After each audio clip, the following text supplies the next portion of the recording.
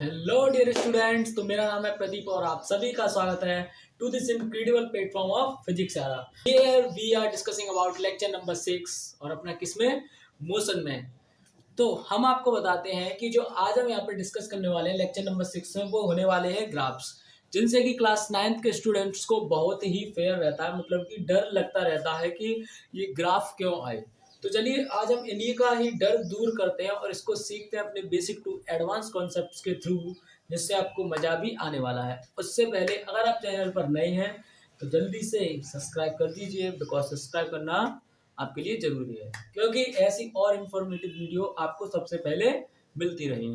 तो without wasting any time और शुरू करते हैं। तो हम जो यहाँ पर बात करने वाले हैं ये है हमारा ग्राफ्स। ओके, और आप लोग राइटिंग से ही पहचान सकते हैं कि बहुत राइटिंग अच्छी है। देन अब जो हम यहाँ पर ग्राफ सीखने वाले हैं उससे पहले हम समझते हैं कुछ चीज, जैसे कि एक होता है डाटा। तो हमारा डाटा क्या होता है? तो जो हमारे पास आता है डाटा, बेसिकली वो क्या है, एक तरह की इंफॉर्मेशन है जिसे कि हम दूसरे से गेन करते हैं। जैसे कि मान लीजिए अगर आप लोग देखते होंगे क्या, क्रिकेट, तो आपको होगा पता कि हमारे पास होते हैं कुछ, जैसे कि बैट्समैन है, तो हम लोग है ना क्या करते हैं, जो हमारे होते हैं बैट्समैन उनको लिख देते हैं इधर, और जो उनके द्वारा बनाए गए हैं रन उनको एक ग्राफ के थ्रू दिखाते हैं। तो उससे क्या होता है कि जब आप देखते हैं किसी भी एक ग्राफ को, तो आप पता कर सकते हैं कि किस बैट्समैन के रन सबसे ज्यादा हैं। लेकिन अगर वही चीज आपको एक थ्योरी में लिखकर दे दी जाए बहुत लंबी, तो आपको हो सकता है कि बहुत ज्यादा टाइम लगे, और हो भी सकता है कि आप शायद उसमें कंफ्यूज हो सकते हैं। तो आपको इससे पता चला होगा कि ग्राफ का क्या इंपॉर्टेंस है। तो what is the importance of graph? तो ग्राफ का इंपॉर्टेंस ये है कि इससे हम किसी भी इंफॉर्मेशन को जल्दी से एनालाइज कर सकते हैं। तो ऐसे ही ग्राफ्स कुछ हमारे फिजिक्स में होते हैं जो कि आपको इस चैप्टर में पढ़ने हैं। तो सबसे पहला है एस टी ग्राफ एंड जो नेक्स्ट है वो है वी टी ग्राफ। तो सबसे पहले शुरुआत करते हैं किससे, एस टी ग्राफ से। Okay, S T graph, this is our S and this is our T. और आपको बता दें कि जो हमारे यहाँ पर एस है, इट इज द डिस्टेंस,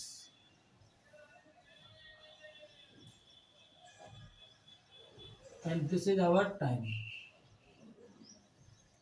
और आप सब भी सब समझते हैं, बिकॉज टी बराबर मोस्टली टाइम ही होता है। तो चलिए अब देखते हैं इसमें पहला ग्राफ, जो कि हमारा होता है यूनिफॉर्म मोशन के लिए। तो यूनिफॉर्म मोशन में आपको पता होगा कि क्या होता है, कि जो हमारा डिस्टेंस है या फिर जो हमारा टाइम है, उन दोनों का जो रेशो होता है वो सेम ही रहता है। किस किस का? डिस्टेंस एंड टाइम का। तो जब हम यहाँ पर ग्राफ ड्रॉ करते हैं किसका, एक यूनिफॉर्म मोशन का, तो आता है क्या, स्ट्रेट लाइन।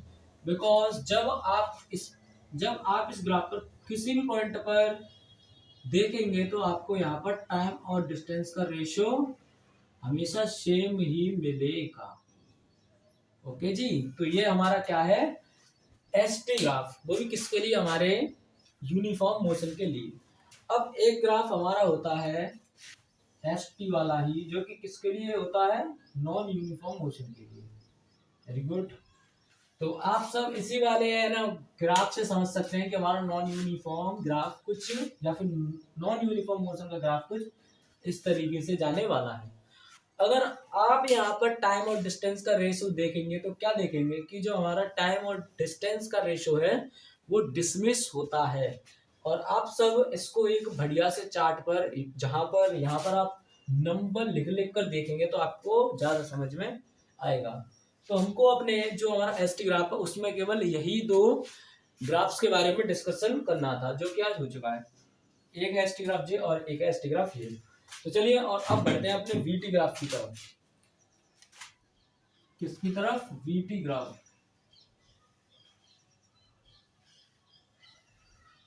चलिए तो विदाउट वेस्टिंग एनी टाइम इसको भी कर लेते हैं शुरू। Okay, V, where V is,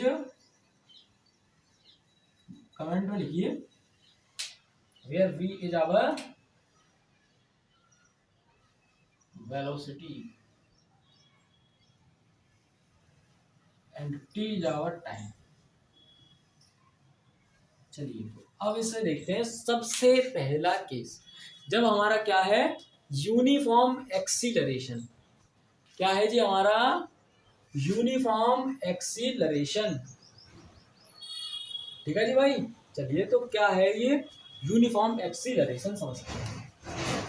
तो हम सब क्या जानते हैं, यूनिफॉर्म का मतलब जानते हैं कि किन्हीं भी, जो भी हम इस चैप्टर में पढ़ रहे हैं यूनिफॉर्म का, उसमें हमारी दो चीज आ रही हैं, या तो डिस्टेंस आ रहा है या फिर टाइम आ रहा है, या फिर डिस्प्लेसमेंट आ रहा है या फिर टाइम आ रहा है। तो सेम यहाँ पर भी कुछ इसी तरीके से होगा कि जो हमारा एक्सीलरेशन क्या होता है, it is the rate of change of velocity. तो यहाँ पर जो होगा हमारा rate of change of velocity, वो किसके रेशो के बराबर होगा, टाइम के बराबर। या फिर हम लोग यहाँ पर ऐसे कहेंगे कि जो हमारा चेंज ऑफ वेलोसिटी है वो किसके बराबर होगा, टाइम के। ठीक है जी। तो जो इसका आएगा वो क्या होगा, ग्राफ कुछ स्ट्रेट लाइन, और जिसमें हमारा क्या हो रहा है, कोई भी ऑब्जेक्ट हमारा एक्सीलरेटेड हो रहा है। एंड जो इसका सेकंड है वो इसका रेसिप्रोकल है, जैसे कि वहां पर था नॉन यूनिफॉर्म मोशन के लिए। ये है हमारा v and this is our t। अब देखेंगे आप यहाँ पर कि हमारा जो ऑब्जेक्ट है वो एक्सीलरेटेड तो हो रहा है, बट यूनिफॉर्मली एक्सीलरेटेड नहीं हो रहा है, जैसा कि आप सब लोग इस ग्राफ में देख सकते हैं। और अब हमारा लास्ट बचता है कौन सा ग्राफ, वो बचता है डी एक्सीलरेटेड ग्राफ। ये भी और किस में करते हैं, v एंड t में। तो ये क्या है समझिए, हमारा जब कौन ऑब्जेक्ट एक्सीलरेटेड होता है तो हमारा ग्राफ जाता है ऊपर की तरफ, लेकिन जब हमारा ग्राफ डी एक्सीलरेटेड होता है तो वो कुछ जाएगा नीचे की तरफ। और ये अभी हमारा क्या है यहाँ पर, यूनिफॉर्म